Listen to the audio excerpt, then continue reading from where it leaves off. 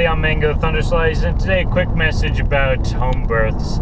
I had a conversation with a coworker today about home births. This person also had, basically had a baby at home, and just wanted to remark on the experience and just see how ours went. And I just wanted to say something about it. It's like for people in their life who think that life is meaningless and that everything in this world is the subject of random chance and just, material particle physics and just random collision after collision with gravity and entropy just inexorably grinding everything down. You have to put yourself in the field of God to see God. You can't see the Spirit of Christ if you're not opening your eyes, and it's not about, to me, I'm not, again, a fundamentalist. To me, what the Spirit of Christ is aligned with, the Kundalini force in the human being. It's that absolute blissful state when you are in supreme resonance in every single part of your being, from emotional to physical to,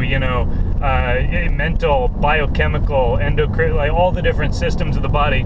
You could look at all the different endocrine systems and other homeostatic systems of the body as the chakras, if you want to make just a material analog, because what the Hindi and all the ancients observed was not necessarily, hey, they took psychedelics and they necessarily saw all these different colored wheels, although there's that as well. You can just analogize it to physical systems in the body and it means the same thing.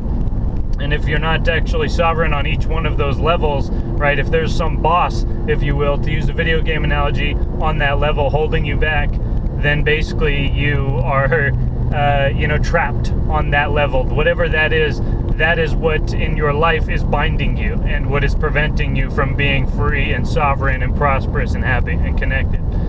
And so it is absolutely an individual first process of basically mastering each one of those levels, defeating each one of those bosses. And usually each one of those bosses on each of those levels is associated with some habit of ours, whether it's a thought or a pattern of ingestion, a drink, a type of food, right, a candy, a soda, right, aspartame, diet sodas, even especially because people think they're getting away with something, right? There's all these different things, and you have to clear all those levels, right? Until that point happens, you have no control over your life. You are a subject of the habits that bind you. And that's not to say that you can't have habits. It's just that basically each one of those levels has to be under control.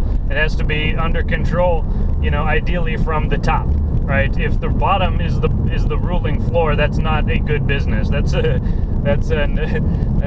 bombed out building in Syria or something where the rule is on the bottom, right? An effectively run business, right? The most valuable real estate is where it's at the very top, right? And usually it'll be the whole floor reserved because nobody wants to share that, right? That's just, you can't share what is supreme, and only at the very top can you see everything. And so that's something that every climber learns, every outdoorsman, regardless of whether I agree with someone politically. I can respect somebody if they've actually achieved something in their life. They've seen a very high altitude. That brings with it a sort of sovereignty. But again, if the third floor is ruling and the top floor is sovereign, right, you're still bound by the third floor. And I'm off on a tangent again.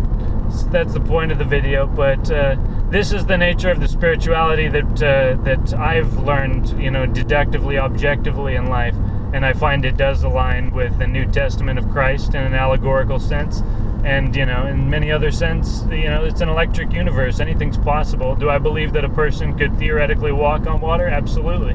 I have no doubt in my mind. Do I know how to do it? No, I don't. No, I can't even be out in the sun for more than a half hour at midday without, having to turn a little pink into a lobster, right? I can go longer than a half hour, but at noontide, that's some intense sun, regardless of what your pigment is. Even black people get sunburned, they just don't show it.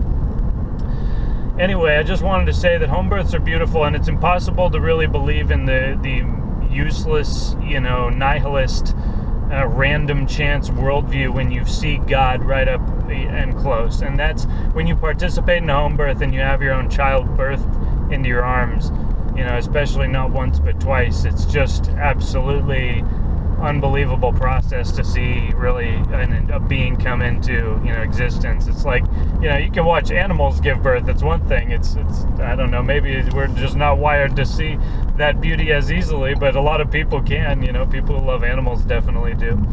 And it's definitely something to see, even for someone who just wants to cook steak, right? And is like, all right, wow, damn, my cows make more cows. It's a miracle regardless of whatever you think of it, right? Your opinion is notwithstanding on a great many issues. Neither is mine, but to the extent that our opinions align with objectivity, then they carry more weight objectively, and that is what authority is in the metaphysical sense, in the honest sense, in the true sense. So whether or not our authorities line up with authority is a very big question indeed.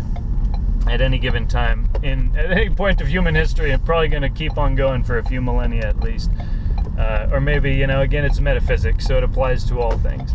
But it comes in cycles, and perhaps we've cycled children too soon together. It's a big challenge, but that's how it is. One day we'll tell young Arya Thunderslice about how she was born during a global pandemic and everything was shut down anyway. And if we wanted to go and have birth at a hospital, then they wouldn't have even let any of our midwife or doula inside, or the midwife's assistant. I would be the only one in there.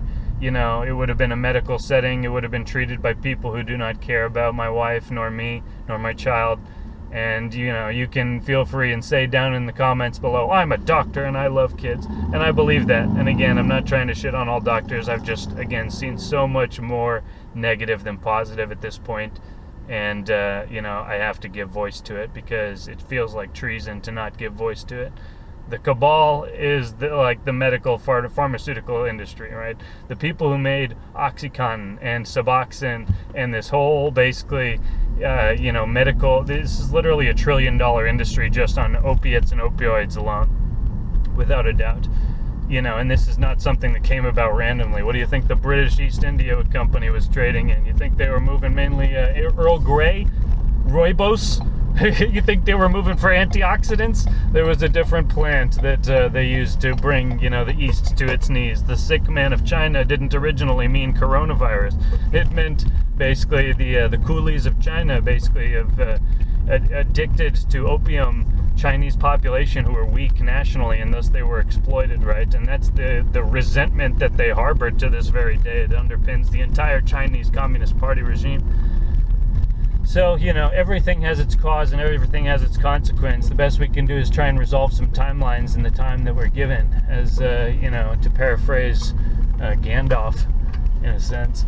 But, I just wanted to say that if you have a home birth, if you can find a partner who, you can work with and have conversation with, and you can agree that creating life is not a treacherous thing against the climate, but you can agree that it's a beautiful thing that you'd like to undergo together and transform yourselves. Yes, you will lose naps, but you will gain life in return, everlasting. So that's my message today. Hope you guys have a good one. I'll see you next time. Cheers.